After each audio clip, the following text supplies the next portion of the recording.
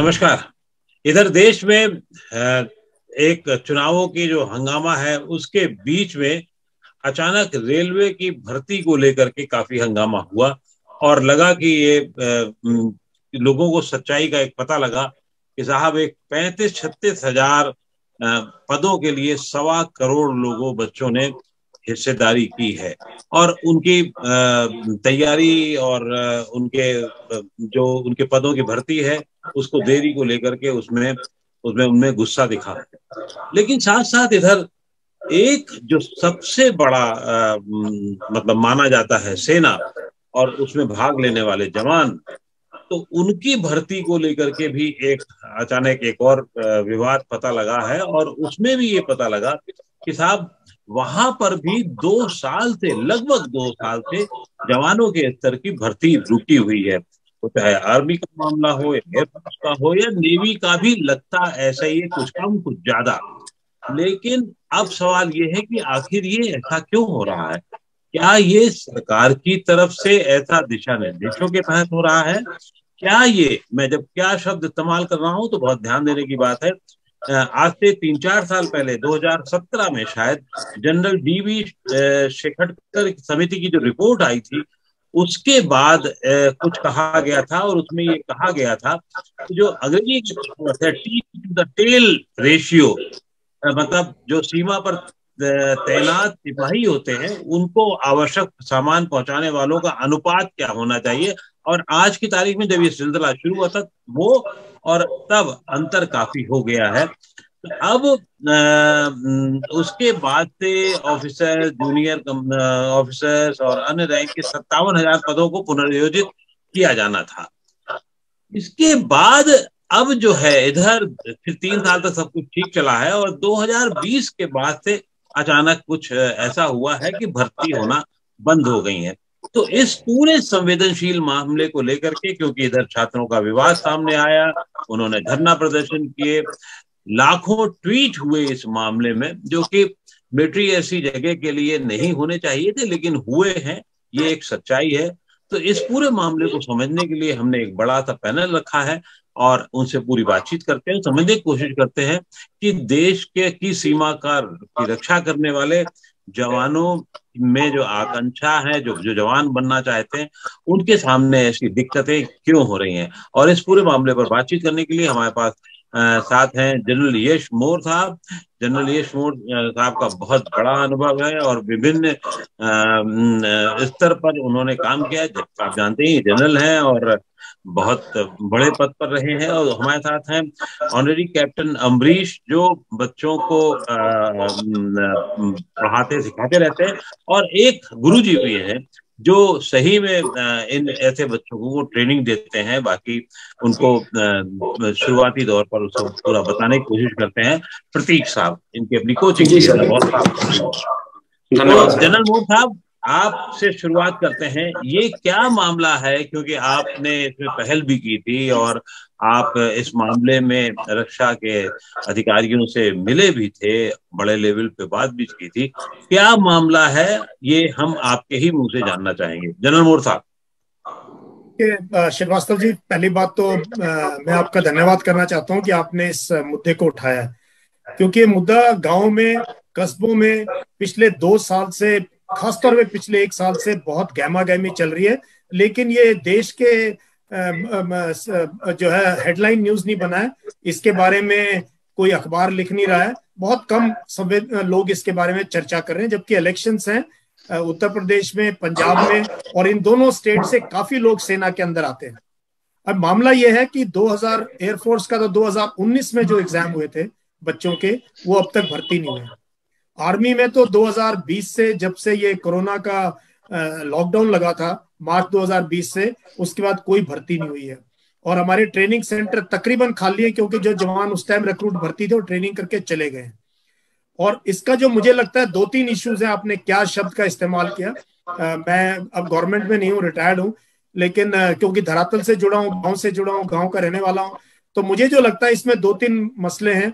एक तो इसमें लाखों बच्चे ऐसे हैं जो कई कई महीने मेहनत करते हैं फिजिकल एग्जाम पास करने के लिए, रिटर्न एग्जाम पास करने के लिए, मेडिकल एग्जाम पास करने। सेना में जवान भर्ती होना आज के दिन आसान काम नहीं है। और एक्स और वाई ग्रुप में नेवी में भर्ती होना इज वेरी वेरी डिफिकल्ट। वो एग्जाम ही इतना टफ है। और मेरी आपसे रिक्वेस्ट ये है कि जो टेक्निकल टर्म है उसको थोड़ा सा साफ करते जाइए। जैसे आपने कहा कि एक्स और वाई ग्रुप, तो वो एयरमैन की भर्ती का होता है, वो आप बता दीजिए। या ये जो CASB का जिक्र आया, तो सेंट्रल एयरमैन सिलेक्शन बोर्ड होता है, वो बताते चले ताकि आम पाठक भी इस चीज को समझ सके, आम दर्शक भी इस चीज को समझ सके। ये जितनी हम श्रीवास्तव जी हम बात कर रहे हैं, ये हम अदर रैंक्स की भर्ती की बात करें। पहली बात तो ये है, इसमें ऑफिसर्स, कुछ जगह JCOs भी डायरेक्ट आते हैं, उनकी बात नहीं करें। अदर रैंक्स है, इसमें टेक्निकल नॉन टेक्निकल, मतलब बिल्कुल GD जो कि ग्राउंड ड्यूटी करने वाले हैं या जनरल ड्यूटी वाले सिपाही हैं, से लेके टेक्निकल जिन्होंने बनना है, ड्राइवर बनना है, मैकेनिक बनना है, मेडिकल की साइड जाना है, रडार ऑपरेट करना है, मिसाइल ऑपरेट करनी है, एयरक्राफ्ट टेक्नीशियन है। ऐसे ही मिलिट्री में इन्फेंट्री, आर्मर, आर्टिलरी, सब तरह की जो है आर्मी के अंदर भर्ती जो है बंद है। तो इसमें लाखों बच्चे अपीयर होते हैं एग्जाम के अंदर हर साल, और फिर ये जो क्वालिफाई करते हैं और फिर पहुंचते हैं ट्रेनिंग सेंटर, वो उनकी जिंदगी के बहुत बड़ी महत्वाकांक्षा होती है वर्दी पहनने की, और बहुत ज्यादा मेहनत करते हैं। मैं आपको बता नहीं सकता। आप प्रतीक को सुनेंगे या कैप्टन अमरीश को सुनेंगे, जो एक्चुअली में बच्चों के साथ देखते हैं दिन रात एक करके, तब कहीं जाके बहुत छोटा परसेंटेज, लाखों भर्ती में खड़े होते हैं, छोटा परसेंटेज पहुंचता है। It is as difficult as becoming an officer, ये मैं बता दूं आपसे। तो ये बच्चे थोड़े डिसइल्यूजन्ड है, इनकी उम्र निकली जा रही है। किसी का मेडिकल हुआ था, मेडिकल की मियाद श्रीवास्तव साहब सिर्फ 6 महीने है। 6 महीने में अगर आप भर्ती नहीं हुए तो दोबारा मेडिकल करना पड़ेगा। हो सकता है अभी आप अनफिट हो जाए। तो कईयों का फिजिकल हुआ है, रिटर्न एग्जाम नहीं हुआ है। तो ये बहुत गहरा मसला है। और एक और चीज मैं बता दूं इससे पहले कि आप बाकी लोगों से डिटेल में बात करें, कि बहुत से लोग फौज में जो नौकरी कर रहे हैं, जिनकी 15, 16, 17 साल सर्विस हो गई है, वो छोड़ना चाहते हैं, वो वो एक अलग मामला है मेरे ख्याल से, उसको हम बाद में डिस्कस करेंगे। ये जो अभी आप जिक्र कर रहे थे एक्स और वाई ग्रुप का, जो एयरमैन की भर्ती के लिए होती है, जिसमें जो आप कह रहे थे बहुत कम टाइम होता है, 19.5 साल उनकी एंट्री एज होती है, और एग्जिट एज भी जो है वो 21 साल हो जाती है। मतलब उसके बाद से वो नहीं लिए जाते हैं, तो बहुत कम समय होता है। ये बात बिल्कुल सही है। और साल में पहले 2 बार भर्ती होती थी, और ये भर्ती की प्रक्रिया 6 से 8 महीने में पूरी हो जाती थी, जो नहीं हो पा रही है। और मेरे ख्याल से शायद लास्ट एग्जाम जुलाई 21 में हुआ था, और उसके बाद तो रिजल्ट नहीं आया। तो मैं अब प्रतीक जी से जानना चाहता हूं कि प्रतीक, इसमें क्या दिक्कत आप देख रहे हैं, और बच्चों के लिए खास तौर से क्या देख रहे हैं, जो नए युवा जो हैं, जो देश की सीमा की रक्षा के लिए जाना चाहते हैं, उनके सामने इस तरीके से देरी होने से उनमें कितना हतोत्साहित हो रहे हैं वो? देखिए, मैं पहले कुछ बातों को क्लियर कर देता हूँ। सबसे पहले तो मेरा सबको नमस्कार है, आपने मुझे मौका दिया उसके लिए बहुत बहुत धन्यवाद सर। इसमें जैसे एयरफोर्स एक्स वाई ग्रुप है, जैसे एयरफोर्स एक्स को हम टेक्निकल ब्रांच बोलते हैं, वाई को हम नॉन टेक ब्रांच बोलते हैं। उसी प्रकार नेवी के अंदर होता है AA आर्टिफिशियल अप्रेंटिस, उसको हम टेक्निकल बोलते हैं। SSR होता है, सीनियर सेकेंडरी रिक्रूटमेंट होता है। उसी प्रकार आर्मी के अंदर 2 होते हैं, GD और क्लर्क को टेक और GD को हम नॉन टेक बोलते हैं। समस्या क्या है सर कि आप देखिए, मेरे हिसाब से जितना मेरा एक्सपीरियंस पिछले 7 सालों का रहा है, बच्चों के साथ जो निरंतरता जुड़ाव है, बच्चों को पढ़ाना, उनको काउंसलिंग देना, ऑफिसर लेवल में आप उतना कंपटीशन नहीं देखेंगे जितना कंपटीशन यहाँ पर एयरफोर्स के, जो आर्मी या नेवी में जो जूनियर ब्रांच में होता है, जो सिपाही ब्रांच में होता है, उनको OR बोलते हैं, ऑफिसर, मतलब हमारी फौज की लैंग्वेज में PBOR, personal below officer rank होता है सर। तो उसमें क्या होता है, NDA में 16.5 वर्ष से आप लोग एलिजिबल हो जाते हैं, तो वहां पर 18.5 तक की साइकिल होती है। उसके बाद में आपको ग्रेजुएशन बेस पर बहुत सारी एंट्री मिल जाती है ऑफिसर लेवल पे, जबकि जवानों के लेवल पर आपके पास एक सर्टेन एज लिमिट है सर। उसके बाद आप आर्मी उसमें नहीं जा सकते एज जवान, क्योंकि ये जो बच्चे हैं, ये पृष्ठभूमि गांव से होती है, तो इनके पास एक सर्टेन एज होती है सर, जिसके अंदर ये लोग अपनी मेहनत करते हैं, दौड़ लगाते हैं सर। मैं आपको एक बात और बताना चाहता हूँ, आर्मी की 2 साल से नहीं, बच्चों का फिजिकल क्लियर है, मेडिकल है, 6 महीने, जैसे सर यश मोहर साहब ने बताया है, 6 महीने के बाद एक्सपायर होता है। उसी प्रकार सेम कहानी एयरफोर्स वालों के साथ है। एयरफोर्स वाले बच्चों का इनरोलमेंट अब तक रुका हुआ, जो कि बहुत पहले हो जाना चाहिए था। लगभग 1 साल उसको हो गया सर, अब तक इनरोलमेंट नहीं हुआ, मतलब ज्वाइनिंग ही नहीं मिली बच्चों को, ट्रेनिंग सेंटर खाली पड़े हैं। मैं ये समझ नहीं पा रहा हूँ कि सरकार ऐसी कौन सी योजनाओं पर काम कर रही है कि ट्रेनिंग सेंटर खाली है और रंगरूटों को नहीं लिया जा रहा है। दूसरी बात सर, उसी के अंदर बच्चों का एग्जाम 12 से 18 जुलाई को हुआ था सर, 12 से 18 जुलाई को पेपर हुआ था, जिसका रिजल्ट 25 दिन में आ जाता है। अभी आने वाला जुलाई आ गया है सर, अभी तक कोई अता पता उस चीज का नहीं है। तीसरी बात नेवी के लिए सर, मैंने नेवी पे खुद कोर्ट केस किया उसके लिए कि परसेंटेज के आधार पर बच्चों को भर्ती किया गया। आप यकीन नहीं मानेंगे सर श्रीवास्तव सर कि आईसीजी इंडियन कोस्ट गार्ड जो कि बहुत ही कम रिक्रूटमेंट करती है, उसने पेपर ऑनलाइन कंडक्ट करा लिया सर कोविड के टाइम पर भी, जबकि बार बार ड्यू टू कोविड पेंडेमिक बोल बोल के रैलियां हुई, चुनाव हुए खूब सर, सारे सरकार ने अपने सारे कार्यक्रम किए, लेकिन फौज के बच्चों को मौका नहीं मिला सर, सिर्फ किस बात पे, due to COVID pandemic. Vaccination sir Haryana government को देख लीजिए, तमाम एग्जाम कंडक्ट कराए गए हैं। आखिर ऐसी क्या बातें हैं जो अभी तक भारतीय सेनाओं में जवानों की भर्ती नहीं खोली जा रही है सर। इसी बीच मैं कुछ बातों को और रखना चाहता हूं। एग्जाम साइकिल होता है सर, आपने सही कहा 6 से 8 महीने का, नई वैकेंसियों का अता पता नहीं है, जिससे बच्चों में भयंकर निराशा है सर। जो बच्चे इनरोलमेंट के लिए अपने आप को क्लियर कर चुके हैं, उनकी वैधता 21 साल तक होती है, मतलब 21 साल तक आप अंदर आ सकते हैं, लेकिन 21 साल पूरे हो चुके हैं सर, बच्चे 22 साल के हो चुके हैं। वहीं आप मेडिकल वालों को देखिए, 6 महीने का मेडिकल वैलिडिटी होता है। मैं खुद मैंने धरना प्रदर्शन 2 फरवरी को किया था सर, मैं खुद गया था सीएसबी, मेरे वहां के सेक्रेटरी साहब से बात हुई बकायदा, वहां के दिल्ली पुलिस प्रशासन ने हमारी पूरी मदद की, हम वहां गए सर, जहां पर general group captain Arora sir आए, रिपु दमन सर विंग कमांडर सर थे, वहां पर उनसे मेरी बात हुई। मैंने कहा सर आप कुछ तो बताइए, आप एक नोटिस को हर 1 महीने के बाद बोल देते हैं कि due to administrative reason, due to administrative, जबकि central airman selection board is a governing authority, भाई उसके ऊपर तो एओपी आता है सर। जैसे एयरफोर्स जो होता है, एयरफोर्स के अंदर एओपी एक होता है जो कि पर्सनल को रिक्रूट करता है, ऑफिसर और जवानों को, जो डिसाइड करता है कि इतनी वैकेंसी है, इतने ऑफिसर, कितनी जवानों को, उसके ऊपर एमओडी होता है सर। तो कहीं भी मतलब कोई क्लियर विजन हमको नहीं मिला। 20 मिनट की बात हुई मेरी उनसे, उन्होंने कहा कि सर हम प्रयास करें। मैंने कहा सर प्रयास करें तो आखिर कितना वेट करें, बच्चों ने ट्वीट कर लिए सर, मैं खुद सीएसबी में बच्चों के साथ वहां पर गया, मैंने कहा सर कोई तो एक ऐसा संतोषजनक जवाब दीजिए कि हम कितना आखिर वेट करें। नेवी की सुन लीजिए सर, कोविड पेंडेमिक में पेपर करा लिया ऑफलाइन, 10,000 बच्चों को मौका मिला।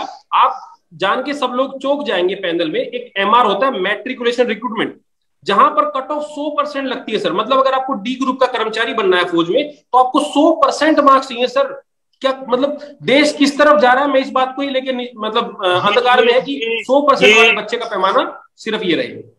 प्रतीक, आप ये जरूर बताइए कि साहब ये नेवी में जो बिल्कुल निचले स्तर पे जवान होते हैं, जवान कोई निचला स्तर का नहीं होता है, जवान जवान ही होता है, वो उस जो सेलर होता है वो 100%, और कुछ स्टेट वाइज वो बाइफरकेशन हो गया है शायद, कि वो बिहार का होगा तो 80% 85% पे होगा, पंजाब हरियाणा का होगा 100% पे होगा। ये जनरल मोर आप बताना चाहेंगे या अमरीश साहब बताना चाहेंगे, ये कैसे होता है, क्या होता है सर? जनरल मोर आप ही बता। मैं 1 मिनट बोल देता हूँ सर। देखिए सर, एयरफोर्स में होता है नेशनल लेवल पर भर्ती, एक्स और वाई ग्रुप का, जबकि नेवी के अंदर डबल ए होता है नेशनल लेवल पर, लेकिन पता नहीं क्यों एसएसआर स्टेट लेवल पर होता है। और स्टेट लेवल पे श्रीवास्तव सर जब 95% कट हो जाता है, जबकि नोटिफिकेशन में बोला था कि सर 50% चाहिए, आपको 60% चाहिए। जब आपको रोल नंबर ही 90 वाले का देना होता है, तो आप 60 वाले को क्यों बुलाते हो? उसके ऊपर माननीय एक सांसद महोदय ने उसके ऊपर संसद में आवाज उठाई थी, तो उसके ऊपर बाद में ये सर, ये जो ऑनलाइन एग्जाम हुआ है ये 17 के बाद हुआ है सर। मेरे ख्याल से जनरल मोर इसमें थोड़ा सा ज्यादा उससे डिटेल बता पाएंगे। हाँ, मैं जो देख रहा हूँ श्रीवास्तव साहब, ये एयरफोर्स की भर्ती का तरीका अलग है, आर्मी का अलग है, नेवी का अलग है। तो चाहिए हमें, जब एक एमओडी के नीचे है और अभी तो सीडीएस भी अपॉइंट हो गया है और हमारे पास डिपार्टमेंट ऑफ मिलिट्री अफेयर्स है, क्यों नहीं ये स्ट्रीमलाइन हो सकता? अब क्यों नहीं स्ट्रीमलाइन हो सकता? आर्मी, नेवी, एयरफोर्स का एक तरीके से हो, क्योंकि अदर रैंक्स में जब हम ले रहे हैं, पीबीओआर में, पर्सन बिलो ऑफिसर्स रैंक में, तकरीबन सेम पे एंड अलाउंसेस है, सेम कंडीशंस ऑफ सर्विस है, सेम क्वालिफिकेशन तकरीबन मांग रहे हैं। तो क्यों नहीं एक एग्जाम होता जैसे एनडीए का एग्जाम होता है, ऑल इंडिया पे ले, और देश के स्टेट वाइज क्यों ले आप बच्चे? अब क्यों नहीं असम का बच्चा और पंजाब का बच्चा और गुजरात और केरला का बच्चा? जो हमें तो बेस्ट सोल्जर चाहिए ना, बेस्ट सेलर चाहिए, बेस्ट एयरमैन चाहिए, बेस्ट सोल्जर चाहिए। उसके लिए हमें चाहिए एक प्रक्रिया, एक पॉलिसी, एक टेस्ट होना चाहिए सबके लिए। मैं हैरान हूं, अभी भी इतने साल के बाद हम जो है इस टाइप से टेस्ट कंडक्ट करा रहे हैं और बच्चे कंफ्यूज हैं। ये तो आपने नीतिगत बात की, होना चाहिए, निश्चित रूप से होना चाहिए, एक समान होना चाहिए। अमरीश साहब, ये क्यों ऐसा होता है कि साहब यह तो परसेंटाइल के हिसाब से हो रहा है कि 100% वाला लड़का पंजाब हरियाणा का तो 100% उसके मार्क्स आने चाहिए +2 में, या जहां पे भी जैसे भी होता है जहां से जोड़े जाते हैं मार्क्स, और बिहार के लिए ऐसा तो क्यों किया जाता है? ऐसा कुछ अंदाजा है आपको? देखिए, इसका अंदाजा मेरे ख्याल से परसेंटेज का हिसाब किताब सबका एक होना चाहिए। जो अलग अलग है, हरियाणा का इतना, उत्तर प्रदेश का इतना है, पंजाब, वो नहीं होना चाहिए। बंदा जो टेस्ट दे रहा है उसके परसेंटेज के बेस पे होना चाहिए। जो नहीं, तो इस तरह क्यों से किया जाता है? मैं ये जानना चाहता हूँ क्यों किया जाता है जनरल मोर, इसमें कुछ आप प्रकाश डाल सकते हैं? जो मेरे को जो इसमें मुझे इतना ये प्रतीक ज्यादा अच्छे से बता पाएंगे, क्योंकि वो जवानों के साथ, मैं ऑफिसर्स एंट्री के बारे में ज्यादा नॉलेज है और आर्मी की है, बट आई थिंक प्रतीक आपको अच्छे से आंसर करेंगे कि ये परसेंटेज का मसला क्यों आया। प्रतीक आप जी। मैं कुछ बातों पर प्रकाश डालता हूँ सर। देखिए, ये जो आर्मी भर्ती, वो तो सर एआरओ होते हैं हर एक जिले में, वहां से वो भर्ती कर लेते हैं। एयरफोर्स का पैमाना क्या है सर? मैं आपको बताना चाहता हूँ, लोगों की नजरों में लाना चाहता हूँ कि एयरफोर्स में दक्षिण के जो राज्य है वहां से कम कंट्रीब्यूशन रहता है सर। आप यकीन नहीं करेंगे, माहे एक ऐसा प्रांत है सर, मैं आपको बताना चाहता हूँ, जहां पर पिछले 7 साल में कोई एक व्यक्ति एयरफोर्स में नहीं है, फ्रॉम द लास्ट 7 years। तो गुजरात से बहुत कम लोग, तो वहां पर क्या है, ये लोग रैली करते हैं, एडवर्टीजमेंट करते हैं, चेतना जगाने के लिए सर, ताकि वो लोग भी फौज का हिस्सा बने। इसीलिए जो कुछ भागों में रैली कंडक्ट होती है एयरफोर्स में। वही नेवी का भी यही रहता है, क्योंकि 2017 में कोर्ट केस पढ़ा मैंने, ओंकार चौधरी ने किया था कि आप ऐसा क्यों बाइफर्केशन करते हैं। तो वहां पर सुप्रीम कोर्ट ने खुद ये माना था, हाई कोर्ट ने माना था कि वहां पर क्या होता है, हर एक राज्य में उनको प्रतिनिधित्व चाहिए ताकि लोगों में जिज्ञासा है, देश प्रेम आगे बढ़े सर। इसीलिए कुछ भागों में वो स्टेट लेवल पर है। ओके, तो अब क्या, क्योंकि आपने धरना प्रदर्शन किया, मिले भी आप, तो क्या आपको लग रहा है कि क्या गवर्नमेंट का रिस्पांस है, या गवर्नमेंट नहीं, अफसरों का क्या रिस्पांस है, क्या वो बता रहे हैं, या कोई नीतिगत मामला है? फिर मैं अगले सवाल पर आता हूँ। सर, मैंने जैसे आपको बताया कि मैंने सेक्रेटरी साहब से बात की थी, ग्रुप कैप्टन अरोड़ा सर वहीं पर थे, हम 3 लोगों को बुलाया गया था, मैं बकायदा मिलने गया सर। बच्चे बिहार, अलग अलग राज्यों से वहां पहुंचे हुए थे। मैंने कहा सर, आप एक वैलिड रीजन बता दो मुझे, भाई क्या दिक्कत है? भैया 2 महीने का समय लगेगा, हम वेट कर लेते हैं। जिन बच्चों का एज जाती जा रही है सर, देखो कितने इंटेक मिस हो गए। जो बच्चा मान लो 12वीं पास हुआ होगा, उसमें कितना समय उसको लग गया, उसका तो सारे चांस ही चले गए सर। तो उन्होंने कहा कि ये सब मैटर ऊपर एमओडी को हमने भेज रखा है, हमने एयरफोर्स के हायर अथॉरिटी को बताया, लेकिन कितनी बार वो हायर अथॉरिटी को बताएंगे? बच्चे फोन करते हैं, बकायदा माँ बाप बहुत परेशान है सर। बच्चों के लाखों सपने, मैं आपको यकीन दिलाना चाहता हूं सर, आप गांव की पृष्ठभूमि के ऊपर जब आप इन बातों को जाकर देखेंगे तो बच्चे इतने हतोत्साही से, 3 बच्चे सर सुसाइड अटेम्प्ट कर चुके हैं कि हमारे क्या भविष्य है आगे।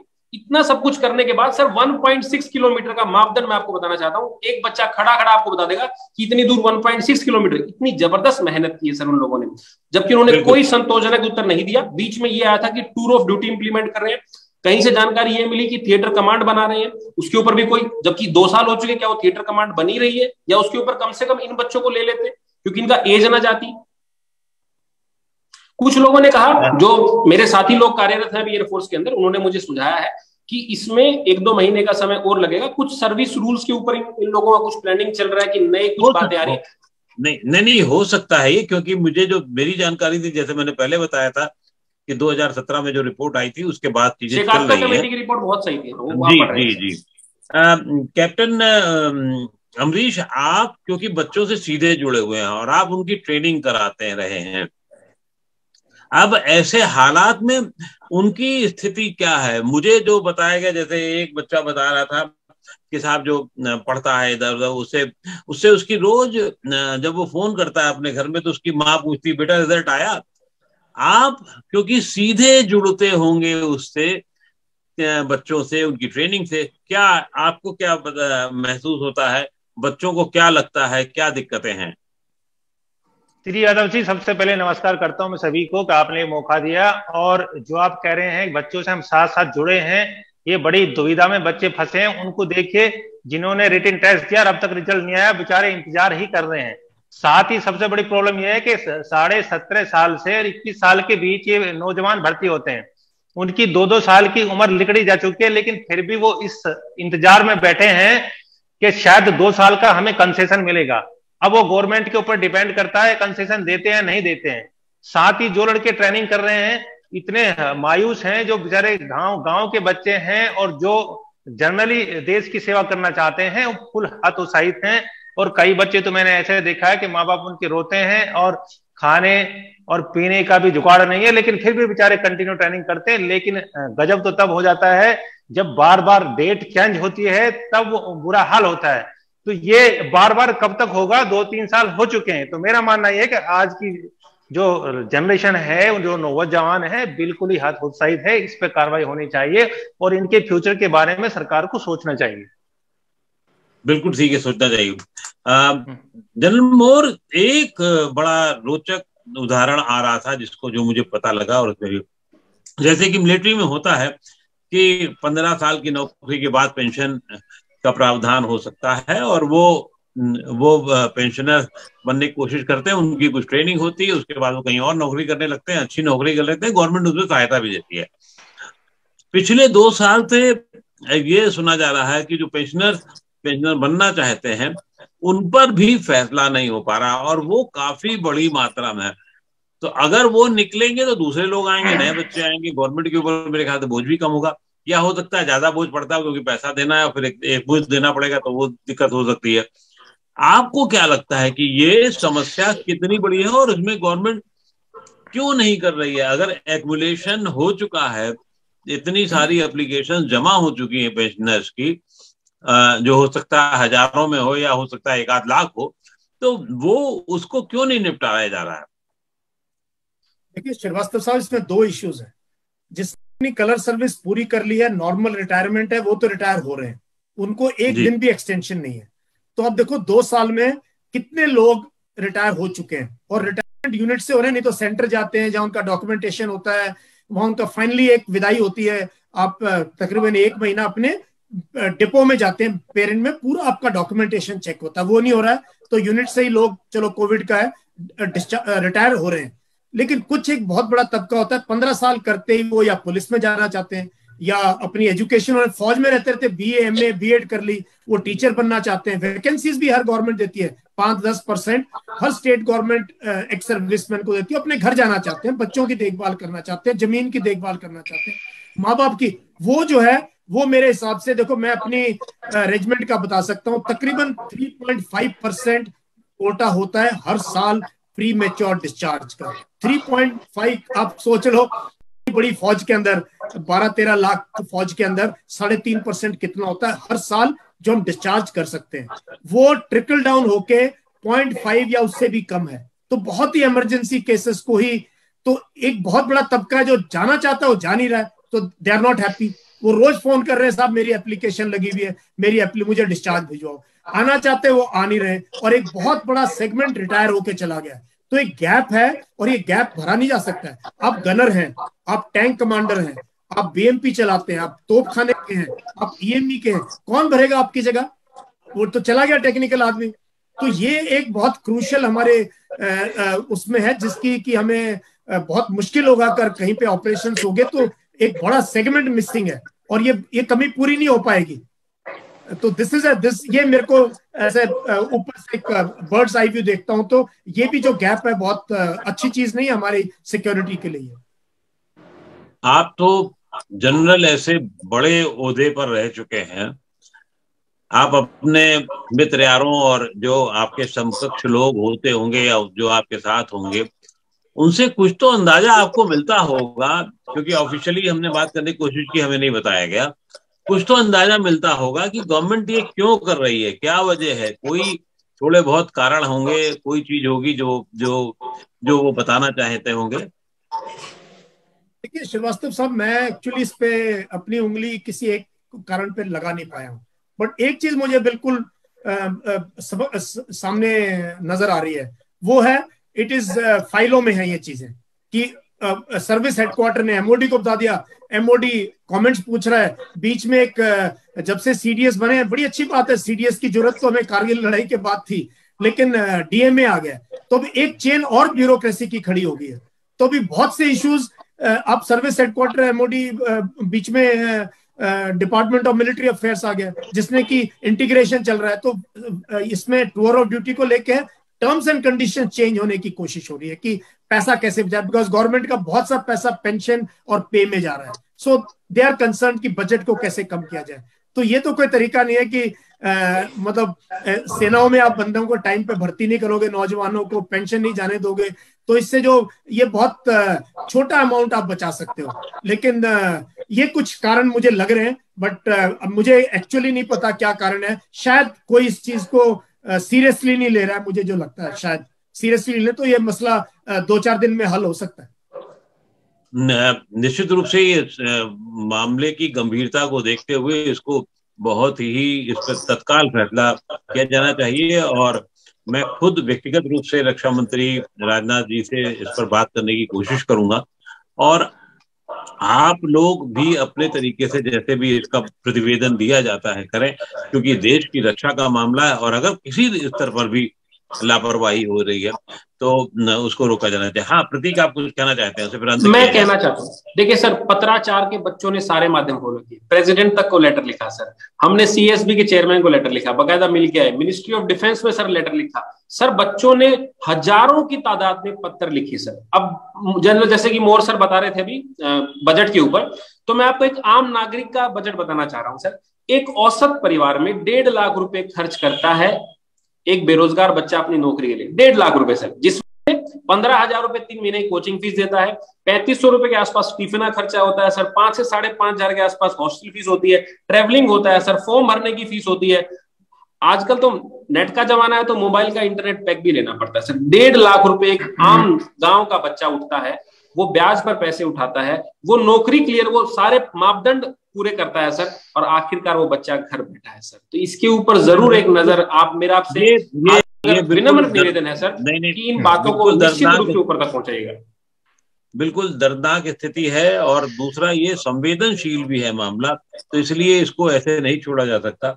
हाँ निश्चित रूप से इस पूरे इशू को लेकर के, भर्तियों को लेकर इशू करके स्थिति साफ होनी चाहिए। गवर्नमेंट क्या करना चाहती है, कितने कम करना चाहती, ज्यादा करना चाहती है, थोड़ा सही इस्तेमाल होना चाहिए। ये बात सही है कि आज की तारीख में मुझे नहीं लगता कि कुछ जो जहां युद्ध के क्षेत्र नहीं है या बॉर्डर स्टेट नहीं है वहां पर मिलिट्री फॉर्म की क्या जरूरत है। पुराने जमाने में जब रही होगी तो रही होगी, तो ये सब चीजें ठीक है, लेकिन उसको उनका जो है अनावश्यक विभाग हटाए जाने चाहिए, ये भी सही है। तो कैसे उसका कैटेगराइज किया जाना है ये एक देखना होगा, और आने वाले दिनों में देखा जरूर जाएगा। सरकार निश्चित रूप से इसको कुछ विचार कर रही होगी, देरी जरूर हो रही है, और उसमें बच्चों को मुश्किलें आ रही हैं। बहुत बहुत शुक्रिया आप सबका, जनरल मोर आपका, कैप्टन अमरीश आपका, प्रतीक जी आपका, जो इस गंभीर मसले पर आपने नवोदय टाइम्स पंजाब की स्थिति से बातचीत की। शुक्रिया। Thank you sir so much, thank you so much.